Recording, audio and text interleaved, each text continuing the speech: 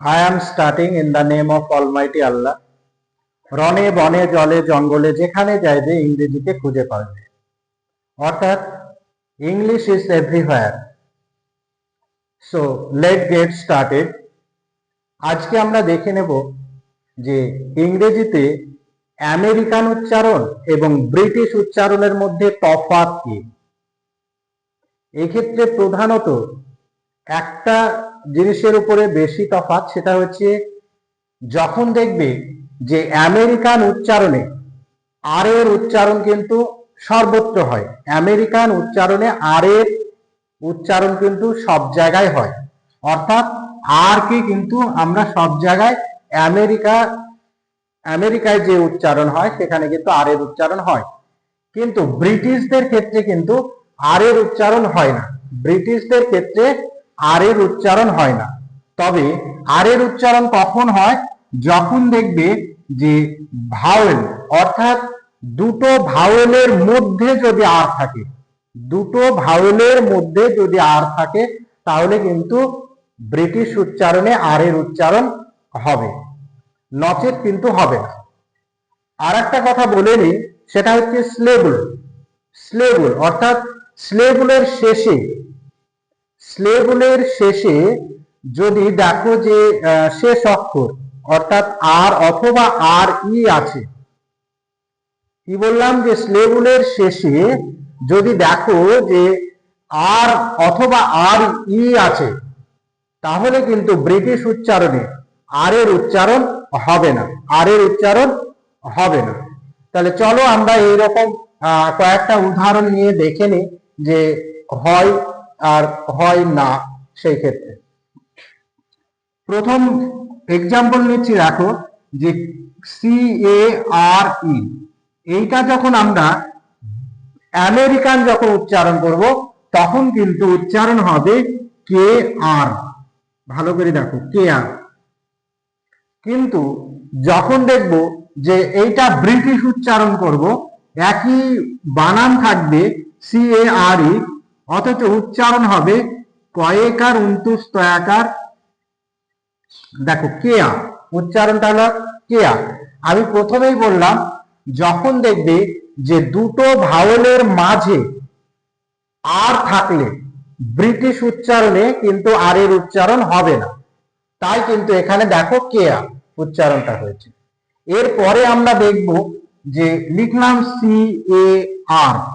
দেখো আমেরিকান উচ্চারণে কিন্তু কয়াকার র, আমেরিকান উচ্চারণে কয়াকার র, কার হলো।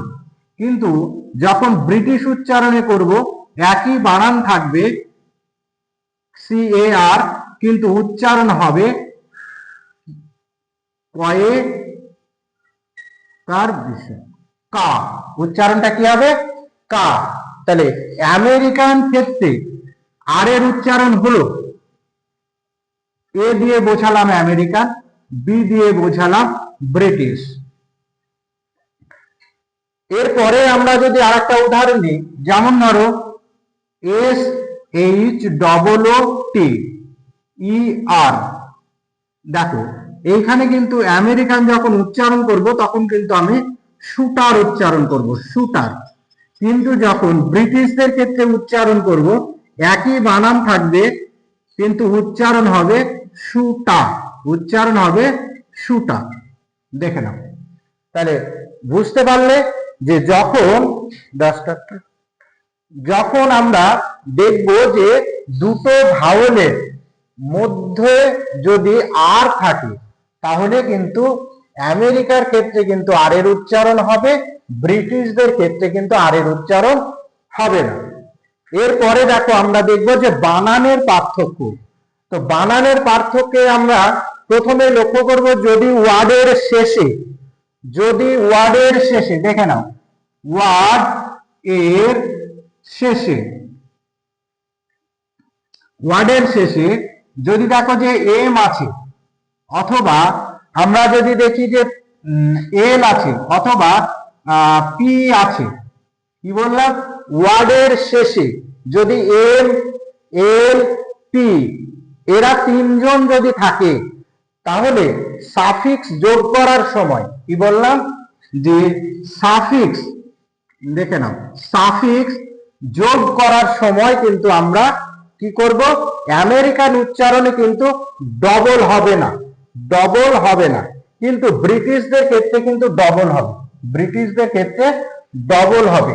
এই যে অক্ষরটা দেখছো, এই যে তিনটে অক্ষর, এই তিনটে অক্ষর কিন্তু আমেরিকার ক্ষেত্রে কিন্তু কি হবে, ডবল হবে না, কিন্তু ব্রিটিশদের ক্ষেত্রে ডবল হবে।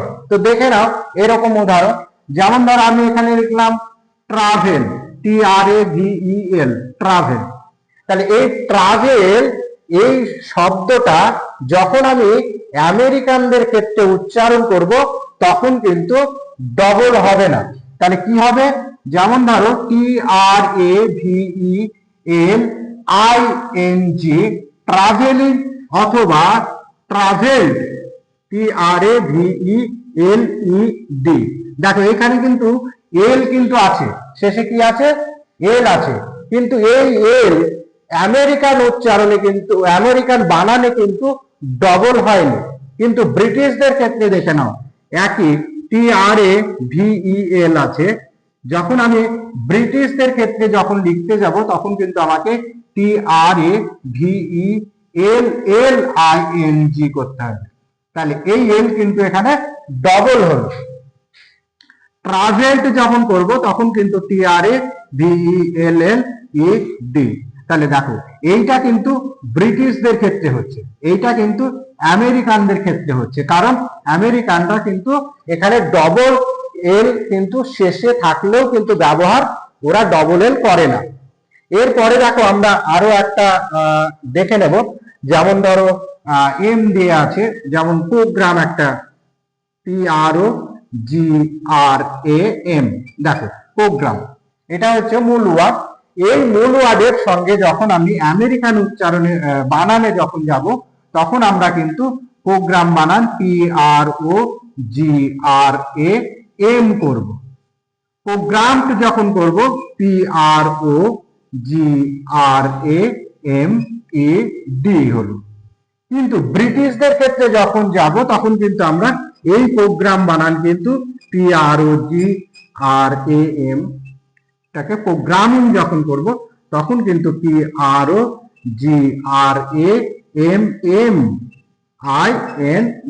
যেহেতু আমাকে বলেছে যে ডবল করতে হবে, এখানেও দেখো PROGRAMED, প্রোগ্রাম। তাহলে বুঝতে পারলে যে ব্রিটিশদের ক্ষেত্রে কিন্তু এমটা যদি শেষে থাকে তাহলে কিন্তু কোনো ওয়ার্ডের শেষে যদি এম থাকে তাহলে সেই এম ডবল হবে, যদি এল থাকে তাহলে সেই এল ডবল হবে। এবারে চলো আমরা দেখে নেব আর একটা, সেটা হচ্ছে ইকুয়াল। ইকুয়ালটা দেখে নি, ইকুয়ালে দেখো EQUAL, ইকুয়াল আছে। আমেরিকান উচ্চারণে যখন যাব তখন কিন্তু ইকুয়ালিং করব, শুধুমাত্র আইএনজি যোগ করব এল এর পরে, ইকুয়াল, QUALED, ইকুয়াল করলাম। কিন্তু যখন আমরা ব্রিটিশ উচ্চারণে যাব, ব্রিটিশ বানানে, তখন কিন্তু আমরা কি করব, এই ইকুয়ালের সঙ্গে কিন্তু আমাদেরকে কিন্তু কি করতে হবে, এলটা ডবল করতে হবে, EQUALING, ইকুয়ালিং, অথবা সরি এখানে আর একটা এল হবে, ইকুয়ালিং এবং QUALLILED, ডবল ED, ইকুয়াল। তাহলে বুঝতে পারছো যে আমরা কিভাবে এগুলো করছি। এখন দেখো আমাদের আর একটা রয়েছে, সেটা হচ্ছে পি দিয়ে আমরা দেখে নিলাম, এর এল এবং এল এর দেখে নিলাম। এবারে দেখব যে পি আছে এরকম ওয়ার্ড, যেমন ধরো ওয়ারশিপ, WORSHIP, এই ওয়ারশিপ যখন আমরা আমেরিকান বানান করব তখন কিন্তু WORSHIPEPING,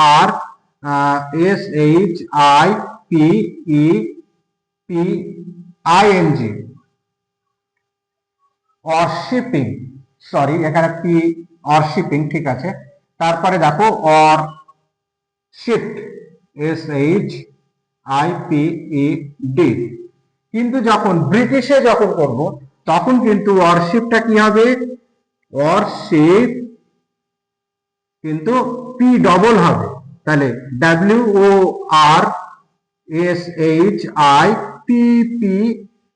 WORSHIPPING।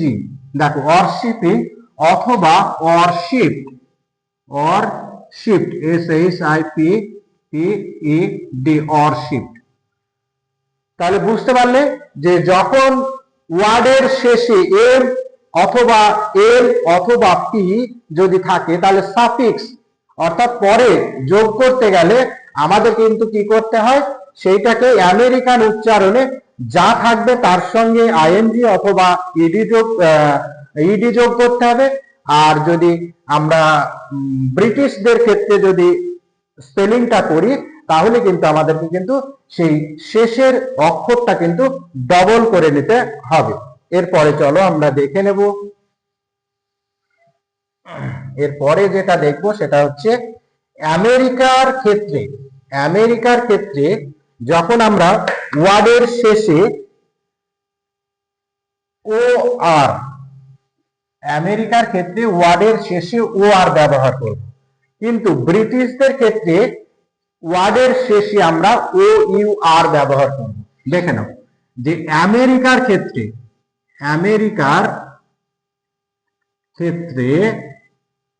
আমরা ওয়ার্ডের শেষে কি বললাম, ওয়ার্ডের শেষে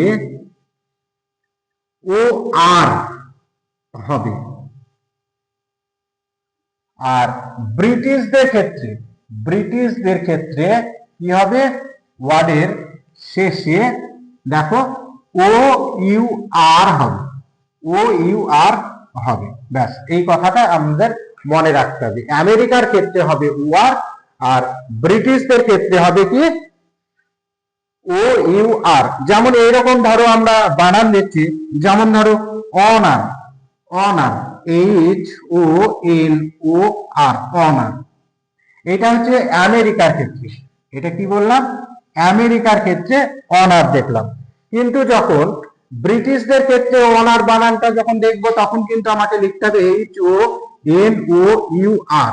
দেখো বানান কিন্তু কোনোটাই ভুল না, এখানে যা শেখানো হচ্ছে এর মধ্যে কোনোটাই কিন্তু বানান ভুল না, কারণ শুধু তফাৎ হচ্ছে আমেরিকান এবং ব্রিটিশদের ক্ষেত্রে, এই হচ্ছে তফাৎ। এবারে দেখো আমরা লিখে নেব কালার, COLOR, কালার। এটা হচ্ছে আমেরিকান ক্ষেত্রে, কিন্তু ব্রিটিশদের ক্ষেত্রে কালার বানান লিখবো COLOUR, কেউই কিন্তু ভুল নয়। এরপরে আমরা দেখে নেব লেবার, LABOR, লেবার। কিন্তু যখন ব্রিটিশদের ক্ষেত্রে যখন লেবার বানান লিখবো তখন কিন্তু আমাকে OUR যোগ করতে হবে। তাহলে বোঝা গেল বন্ধুরা যে আমরা দেখে নিলাম আমেরিকান এবং ব্রিটিশদের ক্ষেত্রে OR অথবা OUR ব্যবহারের কিছু উদাহরণ।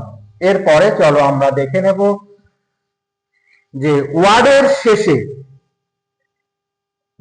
শেষে এই ক্ষেত্রেও কিন্তু আমরা দেখব যে ওয়ার্ড এর শেষে কি বলছি, ওয়ার্ডের শেষে আমেরিকার ক্ষেত্রে ER হয়। আমেরিকার ক্ষেত্রে কি হয়, আমেরিকার ক্ষেত্রে ER হয়। কিন্তু যদি ওয়ার্ডের শেষে ব্রিটিশদের ক্ষেত্রে, ব্রিটিশকে সংক্ষেপে লিখছি, ব্রিটিশদের ক্ষেত্রে কিন্তু আমাকে RE করতে হবে, RE হয়। এবারে দেখে নাও এরকম আমরা উদাহরণ দেখে নিচ্ছি। তো এরকম উদাহরণ যদি দেখি, যেমন ধরো এখানে লিখলাম সেন্টার, CENTER, এই সেন্টার। দেখো এই সেন্টার বানানটা কি হলো, এইটা কিন্তু কাদের ক্ষেত্রে হলো, আমেরিকার ক্ষেত্রে হলো। ব্রিটিশদের ক্ষেত্রে সেন্টার বানান কেমন হবে, CENTRE। দেখো এখানে ER হয়েছে আর ব্রিটিশদের ক্ষেত্রে কিন্তু RE হলো। এরপরে দেখো আমরা মিটার বানান দেখে নেব। যদি মিটার বানান দেখি তাহলে METER, এটা হচ্ছে আমেরিকার ক্ষেত্রে। ব্রিটিশদের ক্ষেত্রে মিটার বানান হচ্ছে METRE, মিটার। এবারে দেখো আমরা আর একটা বানান যদি লিখি তাহলে লিটার, LETER, এটা আমেরিকার ক্ষেত্রে।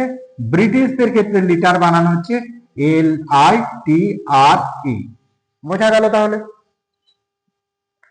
এরপরে চলো আমরা দেখে নেব যে ভার্বের পাস্ট এবং পাস্ট পার্টিসিপল করার সময় আমেরিকার এবং ব্রিটিশদের মধ্যে কিন্তু একটু পার্থক্য রয়েছে। পার্থক্যটা কি তাহলে দেখে নিই। যে ভার্বের, আমি কি বললাম, ভার্ব এর পাস্ট অথবা পাস্ট পার্টিসিপল, পাস্ট পার্টিসিপল দেখে না, ভার্বের পাস্ট অথবা পাস্ট পার্টিসিপল করার সময় কিন্তু আমেরিকার ক্ষেত্রে কিন্তু ইডি হয়। কি বললাম? আমেরিকার ক্ষেত্রে কি হবে? ইডি হবে। আর ব্রিটিশদের ক্ষেত্রে কি হবে? ব্রিটিশদের ক্ষেত্রে কিন্তু শুধু টি হবে। দেখো, ভার্বের শেষে ভার্বের পাস্ট এবং পাস্ট পার্টিসিপল করার সময় যে মূল ওয়ার্ড থাকবে সেই ওয়ার্ডের সঙ্গে আমেরিকার ক্ষেত্রে ইডি এবং ব্রিটিশদের ক্ষেত্রে কিন্তু টি যোগ করা হবে। তো চলো এর উপরে আমরা উদাহরণ নিয়ে নিই। যেমন ধরো আমি এখানে নিলাম লার্ন, LEARN, লার্ন।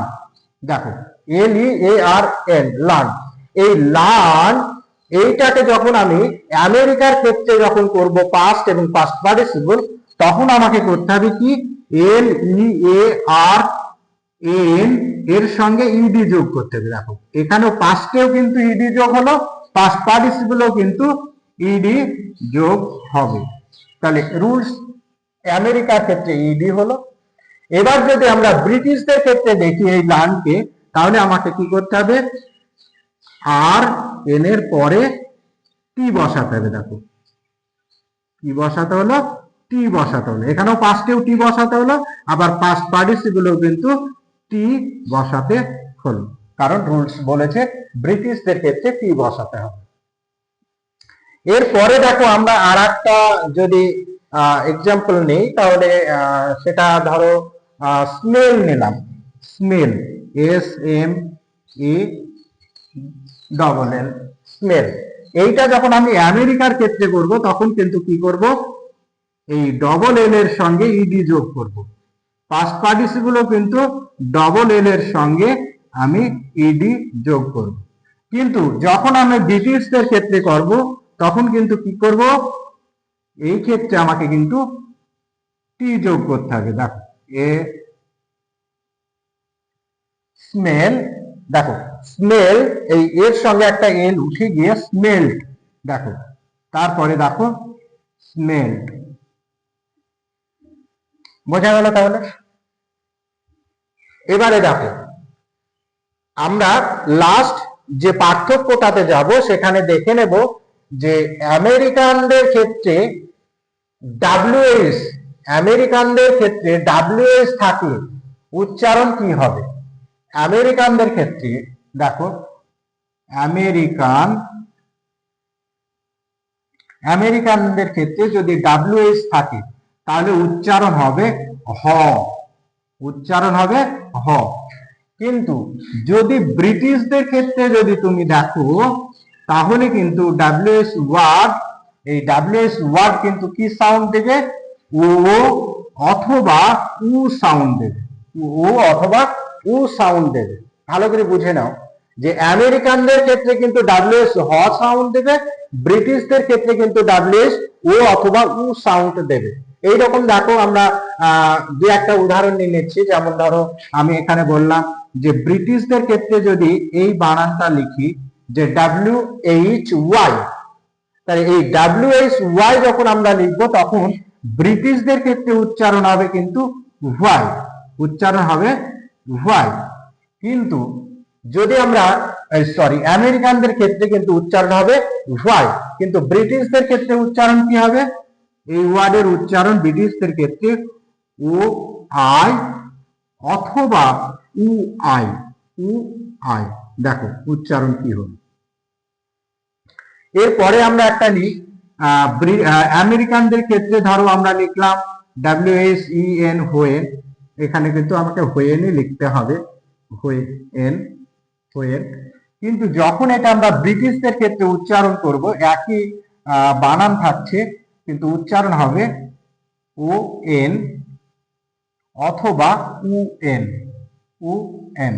দেখো তাহলে বুঝতে পারছো যে এই হচ্ছে ব্রিটিশ এবং আমেরিকার উচ্চারণের মধ্যে তফাৎ।